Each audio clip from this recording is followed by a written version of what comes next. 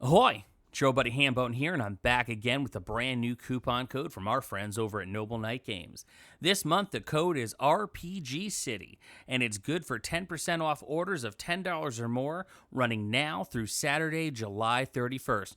You heard that right, folks. There's plenty of time to cash in this code, RPG City, at Noble Knight Games for 10% off orders of $10 or more, because this promo is running until July 31st. Never been a better time to get back to gaming with your friends.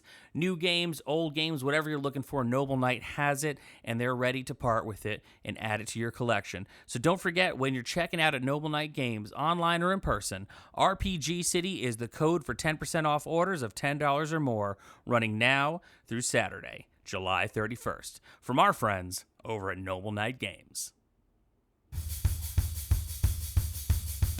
This is the Vintage RPG Podcast, your source for the best in classic and contemporary RPGs. With your hosts, Hambone and Stu.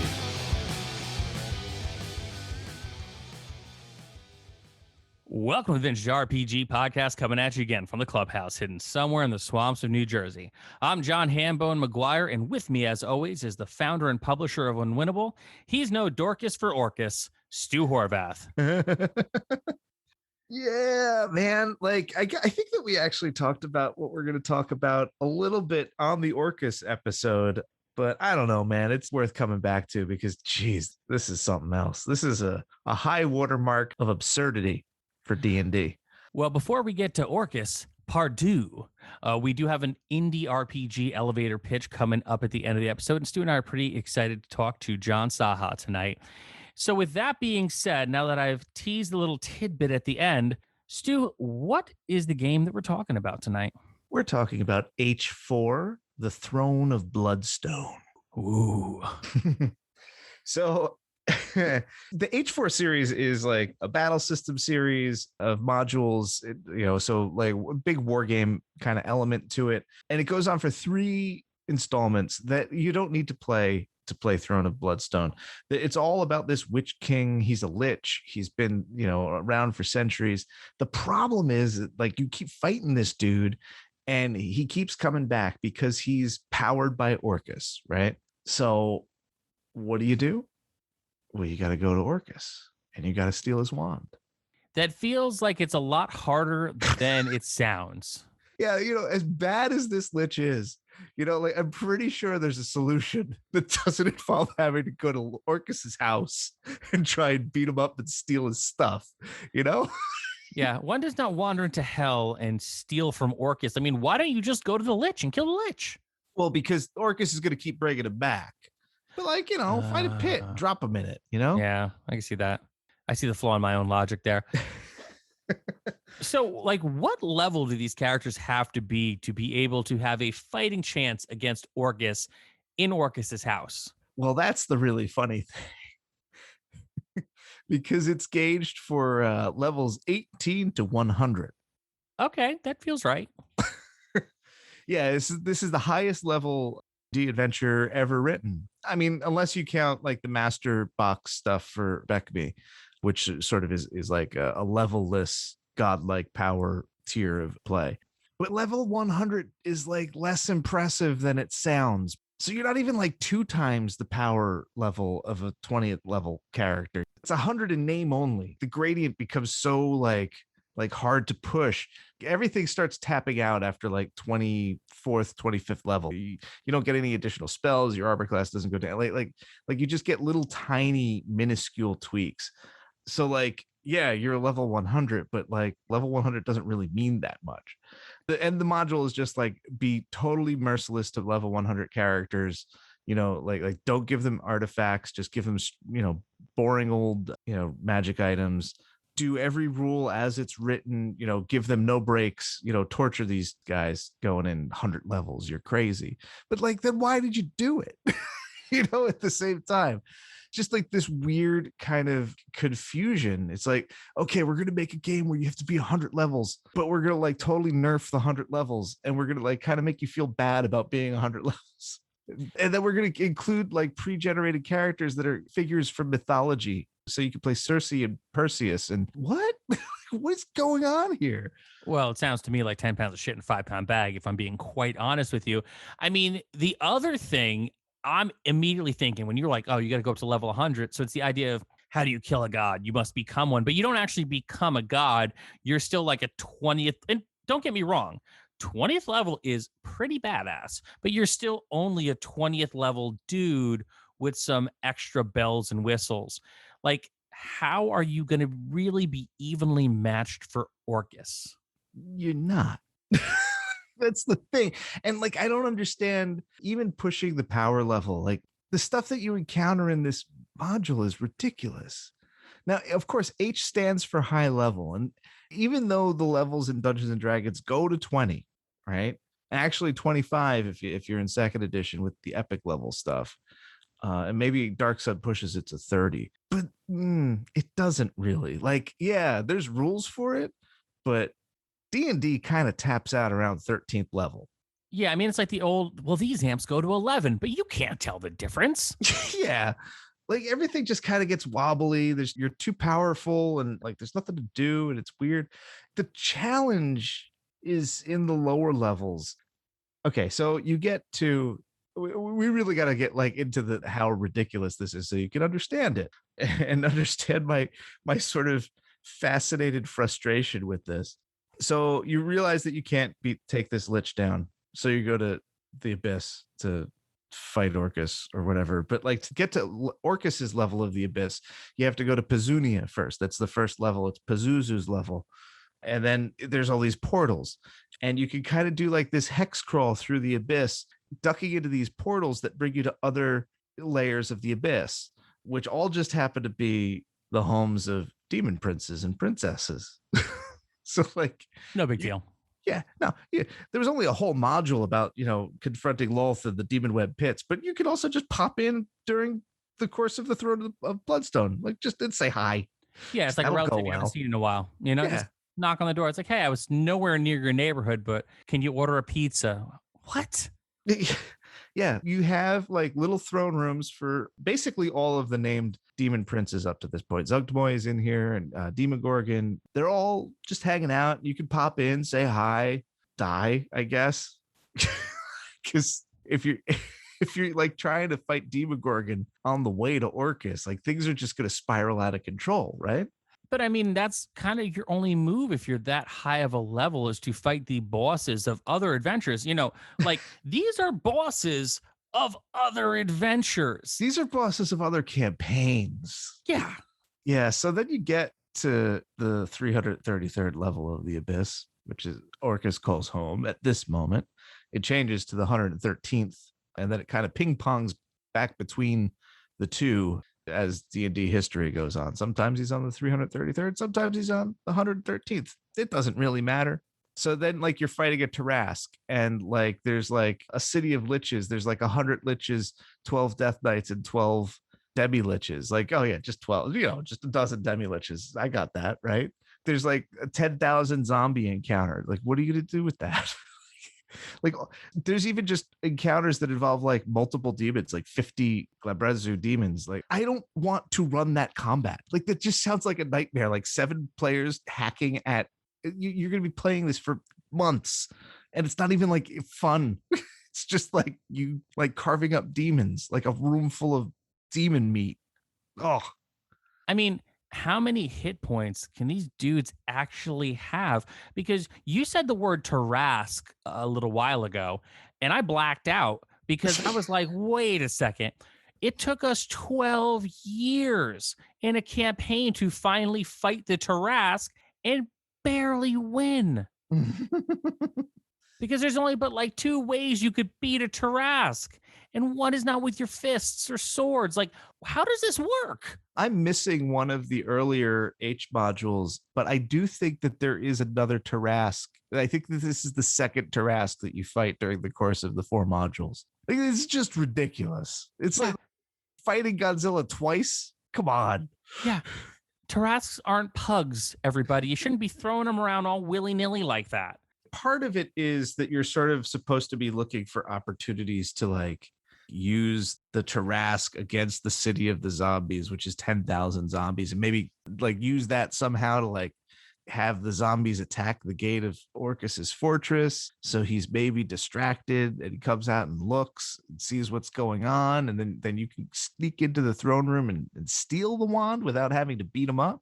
Yeah, I mean, like, listen, I'm a really generous DM. Like, historically, a very generous DM. Like, I'll let a lot of stuff slide. I want people to have fun. I want to see what happens.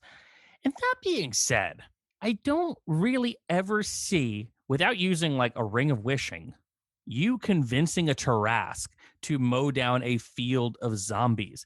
Just not going to happen. And look, I let a lot of stuff go. You want to do a fastball special? No problem. You want to slide around the halls on a grease floor on your shield like you're Clark or Griswold in National Lampoon's Christmas Vacation? Have at thee. But charming a Tarask, that's going to be a no from me, man. One of the other things that's really weird about this book, you know how like most D&D modules, like they have the party that is like going through the adventure, and that's like the party that the artist is illustrating. Yeah. This party consists of like a monk, just like a pudgy monk of the medieval, like the Friar Tuck kind of monk, Merlin, and Robin Hood. And it's just like there's something like super uncool about that trio. It's an Errol Flynn style Robin Hood. I don't know, like a very Green Arrow. Look, there's a lot you can get away with, man. And I do love the Green Arrow. I love my Hawkeye, you know. Yeah. However, it's a Tarask. Yeah. Scratching the surface, Hambone, of how ridiculous this adventure is. What? So you go through the 333rd level of the Abyss. You get through like all of like the crazy stuff that's surrounding Orcus's fortress. You get into the fortress. You traverse the multiple mazes that are kind of obnoxious in their design to get to the throne room, right? Right. You kill Baphomet along the way. No big deal. No big deal. You know, Baphomet's there to do the job. Whatever. You get there. Whether or not you fight Orcus doesn't matter. We're not even going to broach that subject because like both eventualities are absolutely ridiculous to ponder. But let's just say that somehow you steal the wand of Orcus and get out. Okay? That's not all. What? You have to go to the seven heavens, buddy. And you have to bring it to, I guess, your guy there, like an Archon or something. Whatever day you subscribe to, sure. Yeah, and to figure out how to destroy this thing. You know what's required to destroy the wand of Orcus? What could possibly be required for that after everything else has happened? The heart of Tiamat. So you get all the way up to heaven, then they send you right back down, and they're just like, well, now you have to kill the Queen of Evil Dragons. Suckers. I got nothing. Like, I can't even make a quip at this point because you've done the Field of Zombies. You've done like several liches. You have done several and multiple Tarasks, a partridge in a friggin' pear tree, stole the wand of Orcus. You get all the way uptown and they're like, oh yeah, by the way, you forgot like one thing. You just got to rip the heart out of Tiamat. Like, come on, man. Yeah. Yeah, it's dumb. Like, it's just so, what's going on? Why did they think this was a good idea? Like, this is so ridiculous and over the top. It's ridiculous and over top in like a wonderful, hilarious way. Like, I love this module, but it's dumb. Well, I'm loving every minute of it. Don't get me wrong. You know, my reaction is merely like, you know, I'm never going to crap on someone for writing fan fiction, but it sounds like fan fiction to me. There's a certain, you know, ode to fan fiction in the air tonight. And I love it. I mean, God knows I could not figure out how to run it, but man, like, if you're going to talk about consistently raising the stakes that like, yeah, we're going to go on a heist, but we're also going to have to fight like every major D&D baddie since like Gygax left friggin' Wisconsin. Like, it's not even like a one-on-one battle with Tiamat. It's Tiamat and one of each evil dragon. Wait. Hold on. So you got a white dragon, a black dragon, a green dragon, a blue dragon, and red dragon, all in the room with Tiamat. So potentially 10 breath weapons at once. It's impossible. This is Kobayashi Maru all over again. And the thing that strikes me, so like, I feel like first edition is like really the second kind of incarnation of D&D, and people take this real serious. Like, yeah, man, you know, back in the day, it was like, you know, it was hard. I had to walk 5 miles in the snow to get to level 2. uphill both ways. You know what I mean? Like even in OD&D, there was those forwards where, and even in Advanced Dungeons and Dragons, in Deities and Demigods and the Dungeon Master's Guide, there's this concerted effort to kind of just be like, it's a low level game. Don't give your characters crazy levels. Don't give them crazy magic items. It devalues the experience. Like, and then they come out with this. And it's just sort of wonderfully undercutting like all of the self-serious D&D-ness that kind of got baked into how we perceive the old school, the golden age. And it's just this ridiculous over-the-top product that, like you said, it's like fan fiction. It's like, let's cram everything into the adventure. This is the last adventure we'll ever need to write. I mean, because where do you go from there once you fought Tiamat and 5 individual dragons? Yeah, I'm pretty sure that like Asmodeus could probably maybe show up at that point, right? Like it's just another notch on your belt. Well, I mean, who's left? That's it. I mean, like by rights, if you are at that high of a level, if a spider comes away, you should be able to kill it with a fart. Like, yeah. What are you going to do? Wow. My mind is blown, Stu. Do you have any final thoughts on this? My final thought is that Keith Parkinson delivers one hell of a cover. Always. I'm not sure what kind of demon it is. I'll look it up and try and find the title of the painting online. But it looks like maybe it's Baphomet. And he's kind of coming out of like a gate. He's got a black sword. There's some skulls. I love Parkinson of the Big Four. He's my favorite. And this is one of my favorite Parkinson paintings. And it's the best thing about the module. The second best thing about the module is the crazy color map, which will probably show up as the header image when we post this. This is a weird one. And that's all. Very cool, Stu. All right, so we've reached the go home on this episode, and as promised, we've got another Indie RPG elevator pitch brought to you by our friends over at Exalted Funeral. Tonight, we're talking with Jonathan Sacha. John is kickstarting the Goblins and Gardens tarot deck. It's going on right now as this episode airs and running through July 22nd. It's a pretty cool concept, and we're really excited to have John on the show to talk about it. So without further ado, John, why don't you tell us a little bit about the Goblins and Gardens tarot deck? Yeah, absolutely. Thanks for having me on. I'm a huge fan of the show, so this opportunity is great. Welcome. The tarot deck started about a year ago, exactly. Kind of on a whim, honestly. I was walking home from work. I was working overnight shifts at the time. So these are like 18-hour shifts. So I was walking home and I found a gardening encyclopedia on the side of the road, abandoned, and picked it up and sort of in my like dazed state thought, well, this looks cool. I'll take this home.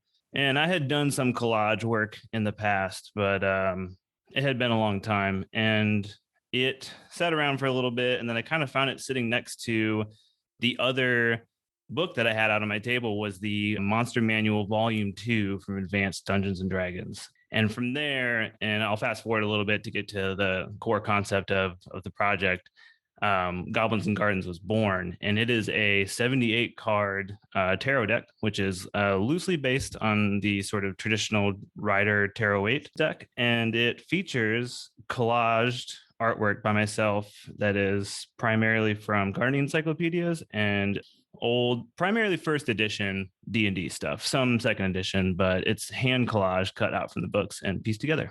So you actually cut up books? I do, yeah. I'm sort of, it's funny, I was coming to it before I found your show, and then through listening to Vintage RPG, I was like, I'm kind of like the opposite of Stu. I'm like collecting all this stuff, but I'm like actively dismantling all of it at the same time too. Well, Stu likes to kill as many trees as he can. This is true, but he also likes to capture their souls in books and keep them on shelves. So this is wildly different. Yeah, I think I'm like, the physicality of it is something that initially was sort of like the jumping off point of the project, but then slowly began to bleed into the concept of it too. So it was mostly just for fun originally to piece these things together. And then as I started to like them more and more, I started to build this idea of like, oh, what if these monsters, whenever these stories have been left behind, when dungeon masters or players have left campaigns behind for whatever reason, whether it was complete or not, what if all those monsters then had a moment to finally breathe for a second and they're like, oh God, thank the Lord, we can finally get back to what we were doing before we can start working on our gardens and stuff again. Thank God those pesky PCs have gone home. Exactly. Yeah. Because in my mind, it's something that is initially fun, but then has evolved into something that's a little bit more free roaming than that and fluid in the way tarot can be a lot of the times. And it's been a lot of fun to see these monsters kind of just drift in and out of like the page and take on new life.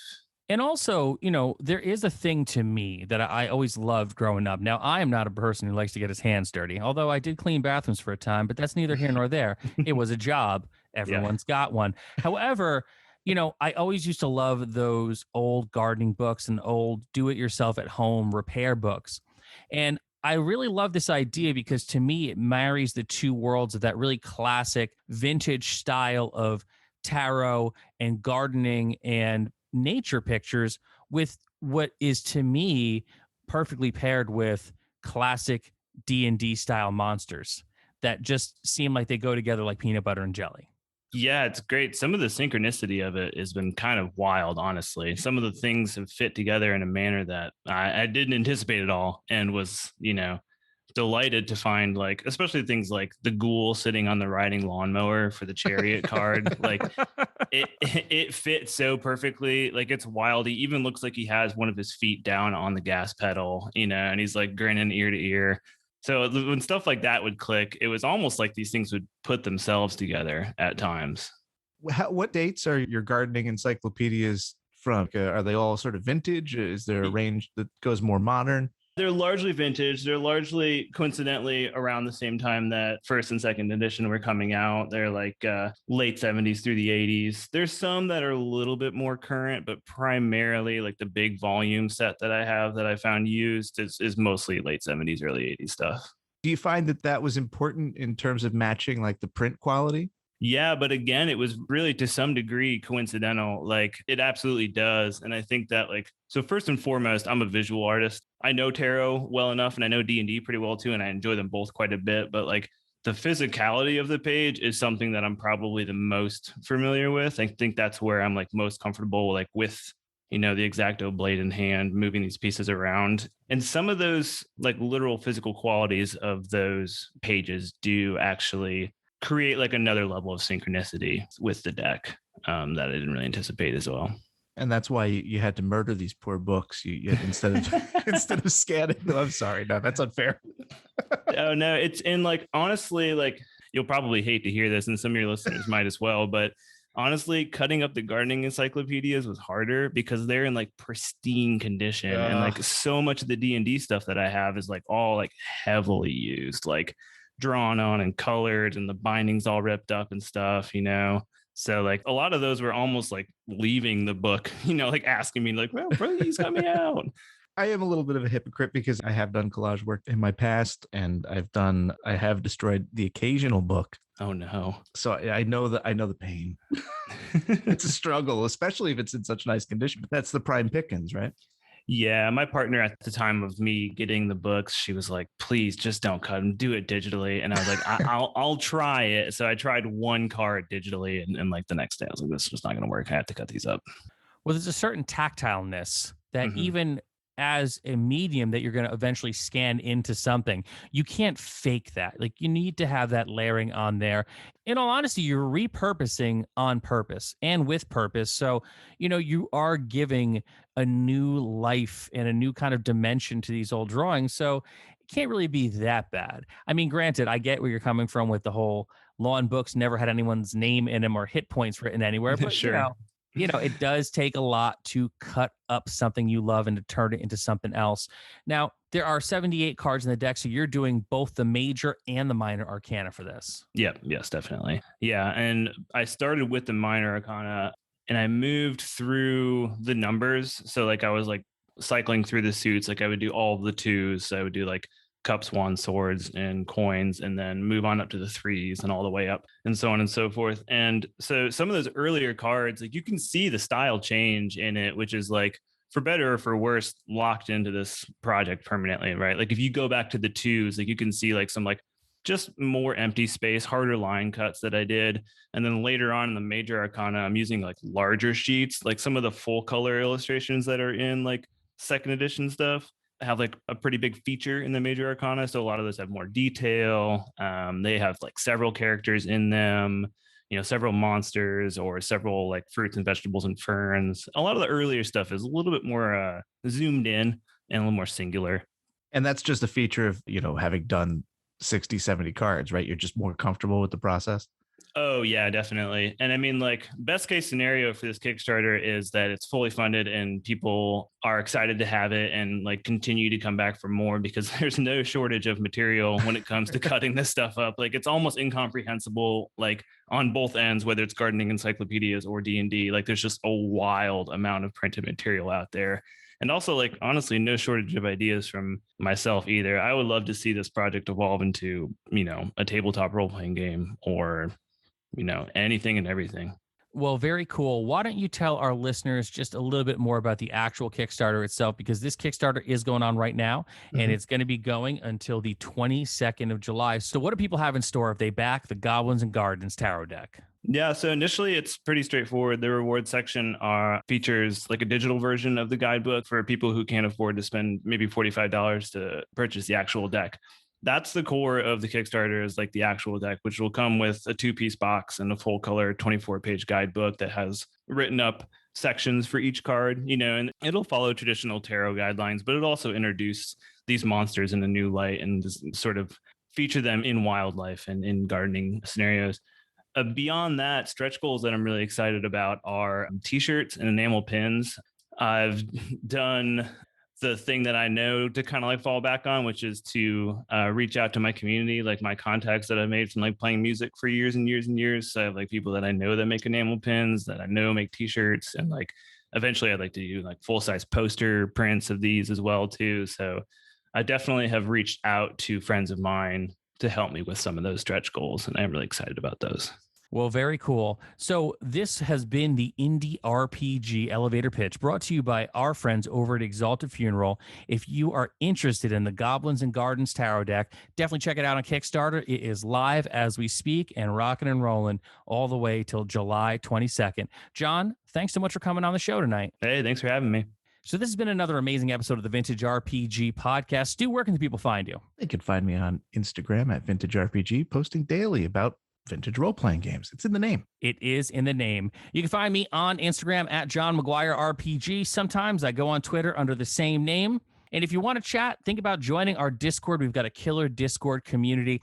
And speaking of a killer Discord community, we also have a separate Discord community for our patrons over at patreon.com/vintagerpg. You also get early release episodes. You get a behind the scenes look at Stu's book. You get a behind the scenes look at my RPG 321 action and the first release Rocket to Russia, and some other cool stuff coming your way very soon. Patreon.com/vintagerpg. So for Stu Horvath, I'm John Hambone McGuire. May the dice always roll in your favor.